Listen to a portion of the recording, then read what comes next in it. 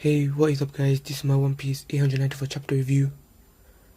So overall I thought the chapter was really good, especially the hilarious moment in the beginning of the chapter where we see Luffy spilling Rayleigh's food and Rayleigh just being the crap out of him with his hacked up stick. I also enjoyed other aspects at the beginning of the chapter, like how Rayleigh goes on to acknowledge Luffy's natural ability to be able to sense the emotions of other living beings, and then revealing to us the readers that that is also a form of observation haki. And I like the details of the flashback, like how it was snowing really shows Oda's keen ability to remembering the things he wrote into his own manga. I also like the response Luffy had when talking to Rayleigh about how he would deal with future opponents if they had the ability to see into the future. The response was very like Luffy. Oh, and the scene where we see Luffy using observation haki to sense Katakuri's attacks and dodge them was amazing. How Oda drew Katakuri in that one scene was so good, with his arms looking like snakes and everything like that. It was really different and really cool. Going on to the middle part of the chapter, we see Katakuri and Luffy's fight continue on, with Luffy being demolished by Katakuri.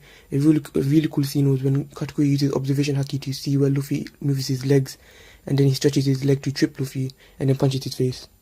But the funny scene was when we see Luffy not able to handle the strength of Katakuri's ornament haki. So he just begins to go crazy and just try to dodge all of his hits. Also, we see an attack of Katakuri similar to Red Rock, which is called Grilled Mochi. It's pretty much a rocket punch, and then Katakuri regenerates his arm after the attack, similar to how like Piccolo regenerates his arm, like when he loses his hands, or his arm. But yeah, Luffy does get a hit on Katakuri, and then we transition to Capone's ship, and they're planning on going to Fluffy Island, because Chiffon doesn't want Big Mom to catch up to Nami after eating the cake, because Fluffy Island is much more of a far distance away from Coco Island compared to Lick Island. Oh, and then we see a skinny Big Mom who looks like a cocaine addict who hasn't like sniffed cocaine like in a minute.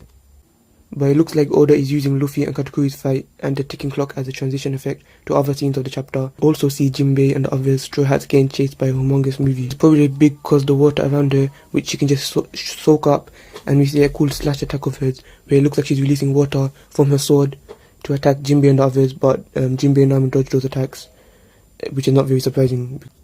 Chopper also asks Carrot if Nekomamushi and Inuarashi can turn into a Sulong, but there's no response back. That's probably a foreshadowing to a future scene with Nekomamushi and Inuarashi transforming into a Sulong in Wano arc.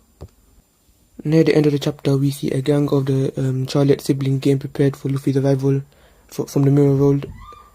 And what caught my eye was former Sweet Commander Cracker, who looks as though he had like PTSD from the fight with Mad Monk Urouge. We see the Charlotte family sons, which are from the ages 36 and 40, and we see the Charlotte family daughters, which are from 30 to 34, and they're all 10 children which were born at the same time, which is really crazy.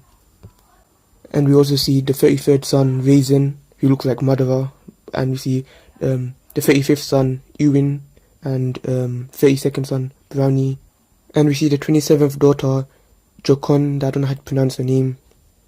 But we transition back to Katakuri yelling at Luffy, telling him to get up and try and beat him. I feel like this is more and more beginning to be a training arc for Luffy than an actual fight.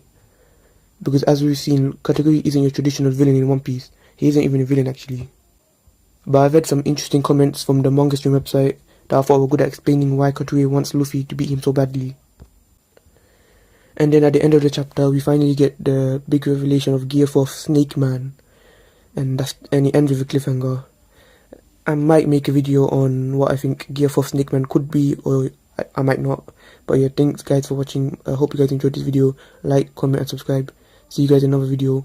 Peace.